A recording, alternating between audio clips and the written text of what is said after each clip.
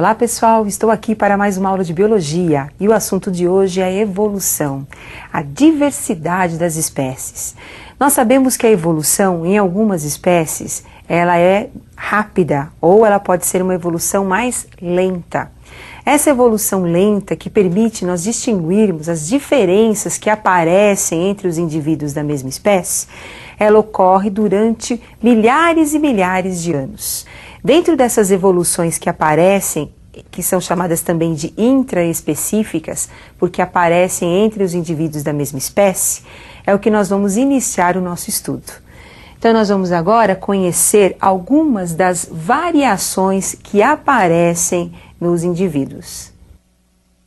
Temos então a variação da produção de melanina na espécie humana. Então nós temos as várias produções mostrando então os vários tons de pele entre os indivíduos. Temos agora a imagem de uma floresta mostrando a diversidade entre os vegetais e a diversidade entre os animais.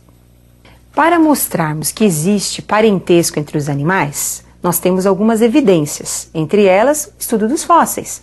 Quando você faz um estudo dos fósseis, dos animais, dos nossos ancestrais, verifica-se que existe um parentesco entre órgãos que são diferentes, com funções diferentes, mas que apresentam a mesma origem embrionária. É o caso dos órgãos homólogos. Temos também órgãos diferentes, mas órgãos que apresentam diferentes origens embrionárias, mas que apresentam a mesma função. É o caso, então, dos órgãos análogos. Vamos exemplificar. Eu tenho uma asa de um inseto e tenho a asa de uma ave. Os dois órgãos estão adaptados ao voo, têm a mesma função. Porém, a origem embrionária desses órgãos é diferente. E também temos o estudo dos embriões. A embriologia, ela mostra que apesar das diferenças entre os grupos de peixes, de répteis e de mamíferos, nós temos numa fase embrionária um parentesco, quer dizer, muitas semelhanças entre esses embriões. Então vamos observar as imagens desses embriões. Então nós temos aí os embriões de uma tartaruga, os embriões de uma ave, representando aí a galinha, os embriões dos mamíferos, do cão e o ser humano. É uma fase inicial de desenvolvimento. E apesar das diferenças entre a tartaruga, a galinha, o cão e o homem, nós vamos ter os embriões com muitas semelhanças nesta fase. Isso significa que nós temos aí um parentesco entre esses animais. Para explicarmos a evolução das espécies, nós vamos iniciar com uma teoria de 1809, escrita por Jean-Baptiste Lamarck. Essa teoria, conhecida também como Lamarckismo, ela coloca a evolução das espécies sob dois aspectos. Primeiro, as espécies elas passam por transformações, por modificações para se adaptarem ao meio, utilizando determinados órgãos. E esses órgãos sendo utilizados, eles vão evoluir, vão se desenvolver em algumas espécies. Ou, se não forem utilizados, nós vamos ter esses órgãos atrofiados.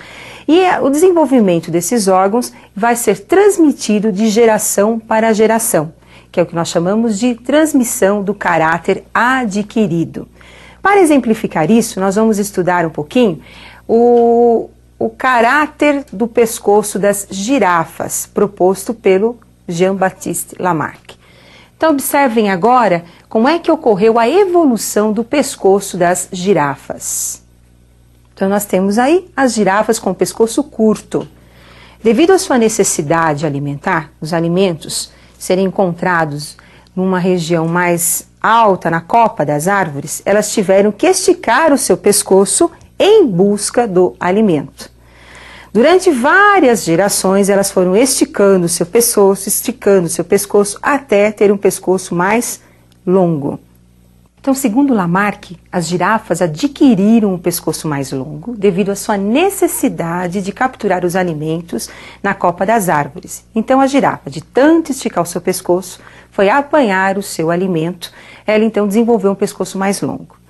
Portanto, nós sabemos que alguns órgãos, eles apresentam esse comportamento de desenvolvimento em função do seu uso, ou de ter um órgão atrofiado devido ao seu desuso. E nem todos têm o mesmo comportamento. Agora, transmitir esse comportamento de um órgão, essa característica de um órgão aos seus descendentes, isso é um ponto negativo da teoria de Lamarck. Por quê? O caráter adquirido numa espécie, ele não pode ser transmitido aos seus descendentes, porque a transmissão dos caracteres só pode ser feita através da sua célula genitora, que é o óvulo e o espermatozoide. Então agora nós vamos colocar para vocês os fatores básicos da lei do lamarquismo. Então observem, por favor.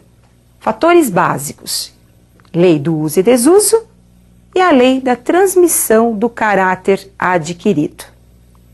Um outro cientista importante foi o Charles Darwin.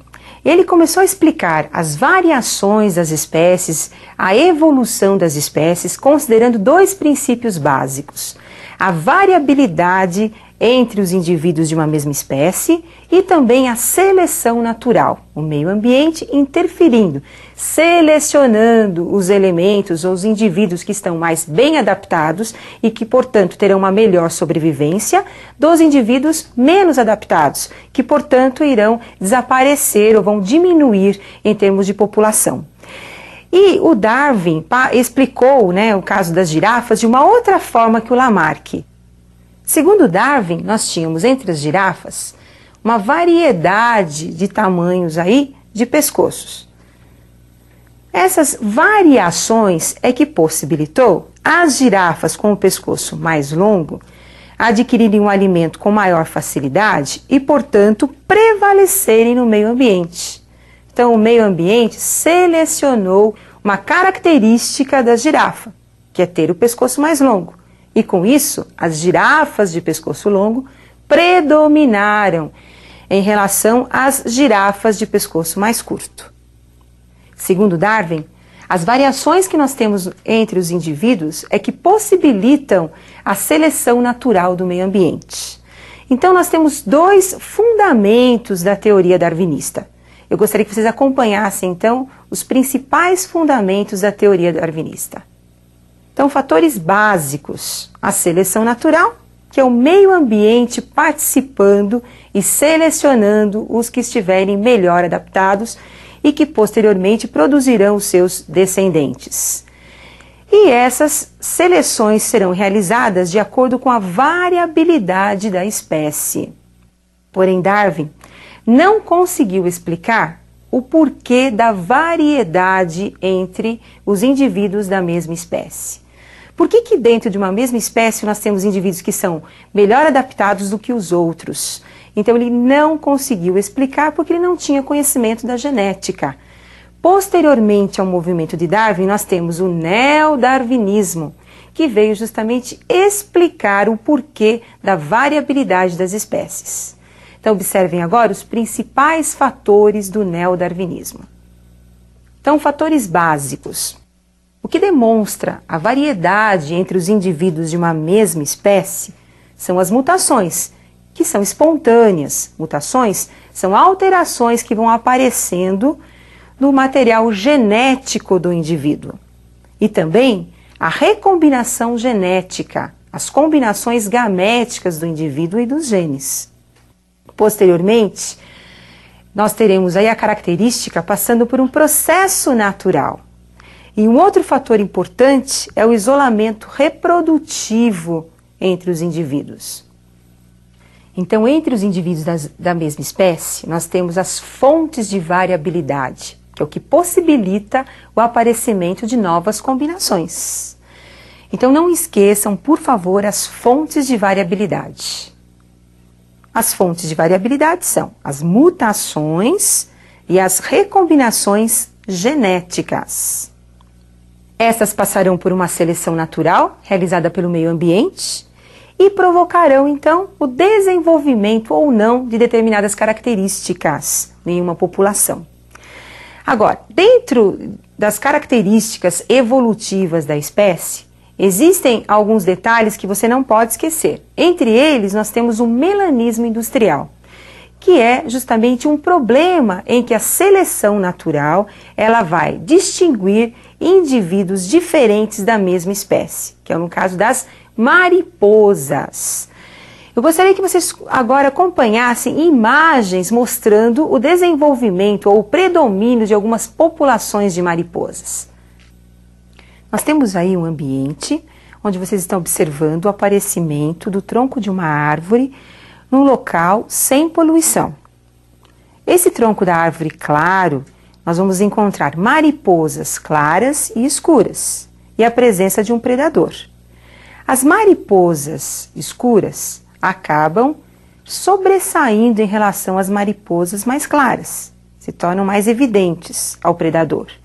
Com isso, o predador irá diminuir a população das mariposas escuras e nós teremos um crescimento da população das mariposas claras em relação às escuras. Posteriormente, com a industrialização, nós teremos um tronco escuro devido ao depósito de fuligem dos poluentes.